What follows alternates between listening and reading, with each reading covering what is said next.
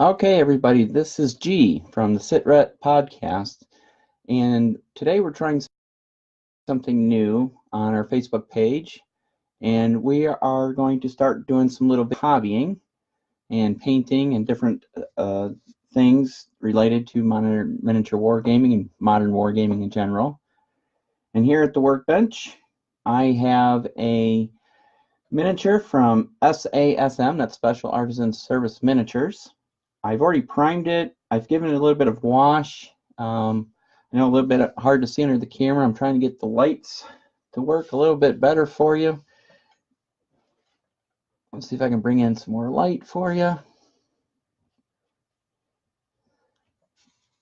We might have to switch over cameras. I'm using a Logitech 920 HD webcam. I might have to go to an actual camera that we use for our other work on our other channels, but so you can see, it's a pretty well detailed miniature.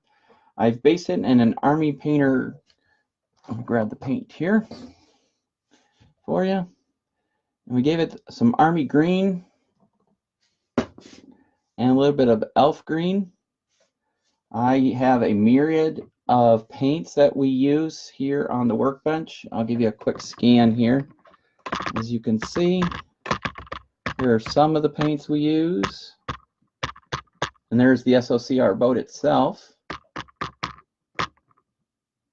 And more of the paints. And there's a Black Hawk that I'm working on as well. Bring us back here. Tighten down the tripod. So it's a nice miniature. It's an all metal miniature, 28mm scale.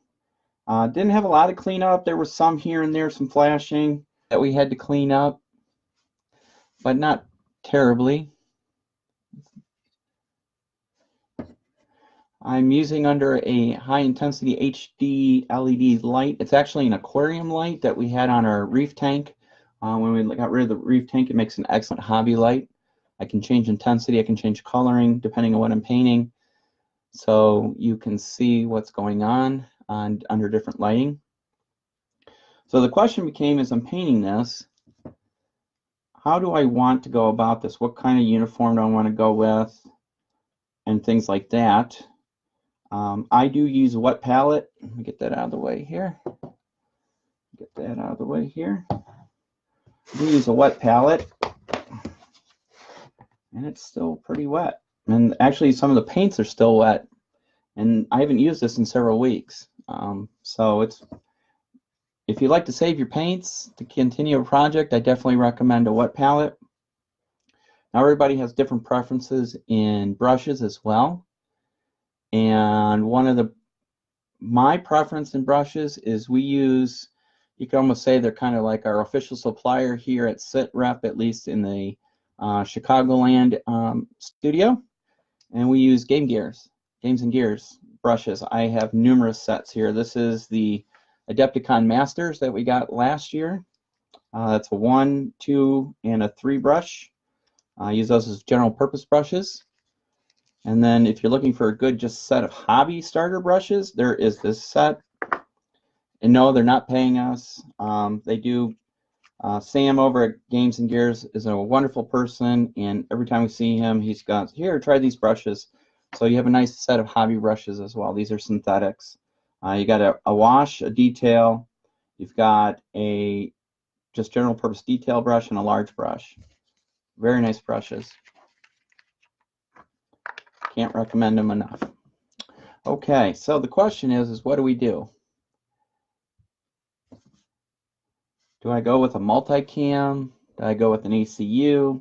Some of the videos I was watching showed the Swiftwater crews still in woodland camo. I'm not part of the Navy. I have a niece who's in the Navy. She's part of the air crew survival equipment repair shop. So I don't really, I know they wear that goofy blue and gray digital cam, but I don't know what the Swiftwater guys wear. From, like I said, the pictures and video I saw, they were wearing woodland camo, so I don't know if they've transitioned into a multicam. If anybody knows, that would be excellent. You know, put it in the comments. other than that, I was thinking it's hard to say without having a lot of good reference. So I think we'll just go ahead, and what I think I'm going to work on is something easy right now, and I'm just going to work on his face. So I'm going to do some skin tones here, and I need to grab a couple different ones. And actually for this one, I think I'm going to use some Citadel paints. Let's see. I've got some Kislev Flesh and some Screaming Skull. And let's see, I might also go for some Cadian Flesh tone.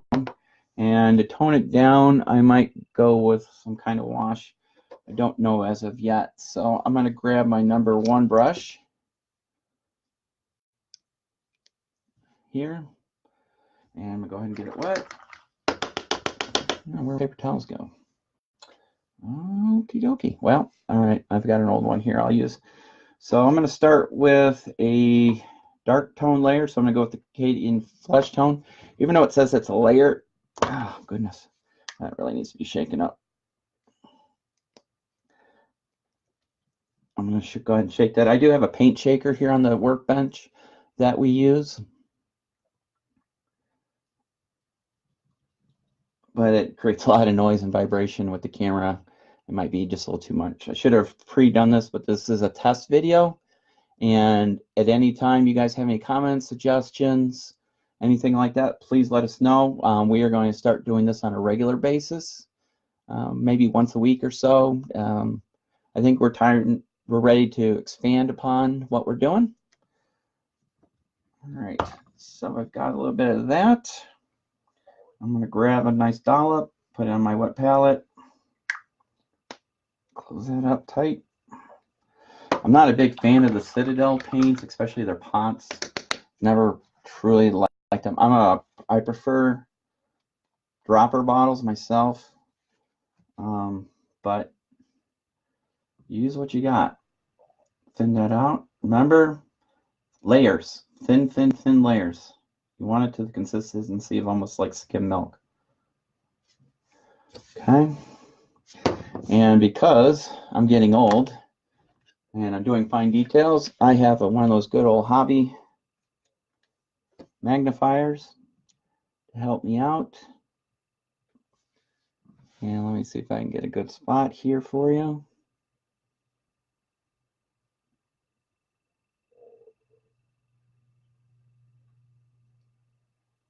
And I'm going to go ahead and just apply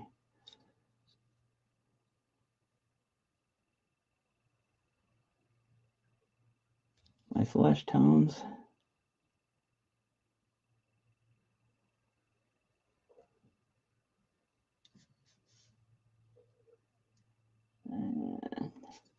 I could probably even go to a zero brush with this guy.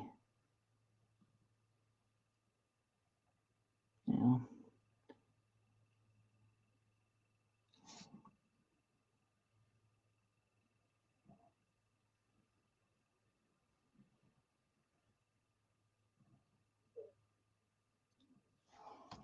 There you go. See if I can get it there for you. So a little bit of flesh tone. Gonna let that dry up. Clean up some spots here that I see. Now eventually what'll happen is once I get the face painted, I'll actually go under it and I'm going to camo it, like with camo makeup. So we'll definitely work on that as well. So once that dries, then I'm going to go ahead and start doing a highlight base.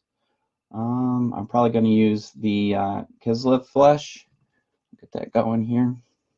There's a highlighter. Let me see here. I'm going to need to do another layer. Yeah, I'll probably do one more layer. And then we'll go from there. So that's what we're doing now. It's a nice mini. It's a three-piece miniature, metal miniature. It goes together pretty well. I did not pin the arms. That's my only gripe about metal minis. Multi-piece is pinning. I've never been a big fan of pinning. I know it helps. I just think it's a lot of work. It just depends on the mini. This one doesn't really need it. You know, when you get into some of those bigger, heavier minis, they do need pinning. While that dries here, it should only take another second or two. I'll show you the boat itself. Here's the boat that I've been working on. This is the SOC-R boat.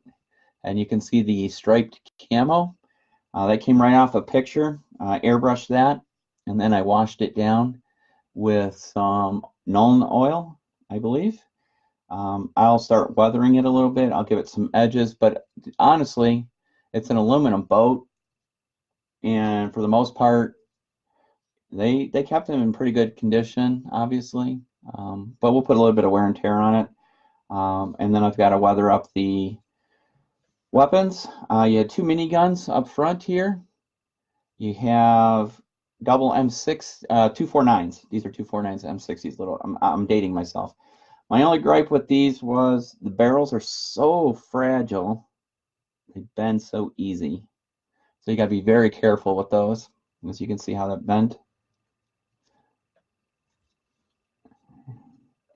Try and bend that, straighten that out. See, they just bend. I mean, they're really nice. They're very well made, very to scale, but just hard. And you got two more 249s over here.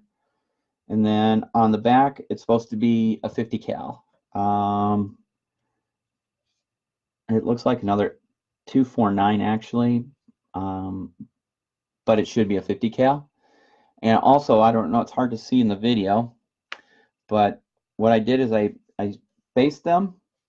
I gave them a metal wash. I gave them a Nuln oil wash. And then I actually took a graphite pencil and I shaved it down for graphite dust. And then while the Nuln oil was still wet, I dry brushed over the graphite dust, and it actually gives it a metallic shine that you would see on worn metal on blued. That's what the darkening of the metal of a weapon is called. And it actually gives you that wear effect of the weapons. And it's really, I don't know if I can get it in there for you to see. Probably not. This camera works. You can kind of see it here. But that is the SOC-R boat, Special Operations Craft Riverine. This is the same boat you saw in the movie An Act of Valor when they did their excerpt. The SEALs team did when they were getting chased down by the bad guys. So pretty impressive when the miniguns go off. All right, let's take a look at our guy here. All right, he looks dry. Yep. All right, I'm going to put another fine layer on just to clean him up a little bit. Make sure I've got it in here for you. And get the corners. We'll get Tim back on at some point. I know he's got a lot of stuff coming out this year if you keep following him on Facebook as well. Easy does it.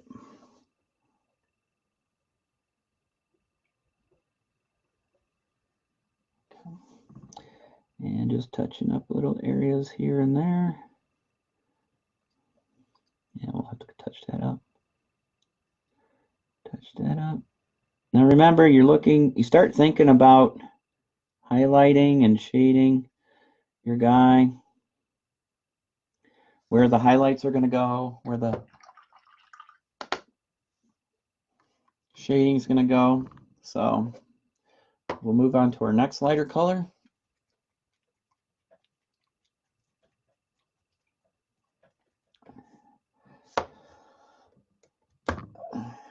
I'll just throw a little dollop of that on my palette here.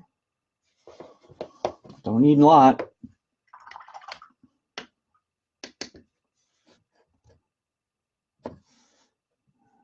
And just take a wipe. And I'm highlighting. Too much water on there.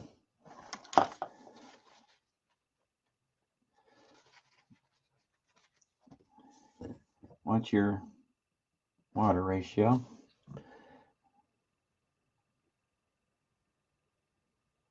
Now, some people go, why are you going through all this trouble of doing flesh tones if you're just going to cam them up? Well, personally, I believe if you're going to try and get it close to real world, you should do it as real world, because it helps with your camoing face makeup as well. Chin strap, cheek. Reason being is, if you're not familiar with actual camo face paint, if you've never done it, is you want to make sure you use your lighter colors in your recessed areas or your shadow areas, and you do your darker colors in your higher areas or your lighter areas. Now, you look on some of the movies, and the movies will, you know, have these really cool patterns and stuff, but they're not always practical. It's just more for a visual effect than anything. And remember, camo is supposed to break up a pattern. It's to break up outlines. It's to break up the pattern so you blend in. So it's a matter of taking that and using it. Let's see if I can get some light under there. See, it's kind of hard to see on this screen here. But we're working on this. This is, again, a test video. We'll start advertising, putting out notices when we start doing videos. This is just a test video to see how this goes. Let me take a look here. It looks all right so far. We'll camo him up. We'll get that all cleaned up. It'll turn out really nice. So in the meantime, this is G from the Sit Rep podcast in our first test video. And this is going to be live. And we will set up times, and we'd love to have you guys interact with us while we do this. I know Chris has a painting service he does as well, and he'll have some stuff, and Ralph is working on his Little Bird, and eventually we will be doing the Ghost Ops RPG, and we hope to have a couple of the people in the community be active in that as well. And if you have any suggestions, anything you'd like to see, please reach out to us and let us know. And until the meantime, we'll RTB, and you guys stay tight, and we will see you on the next episode. We'll talk to you. Bye-bye.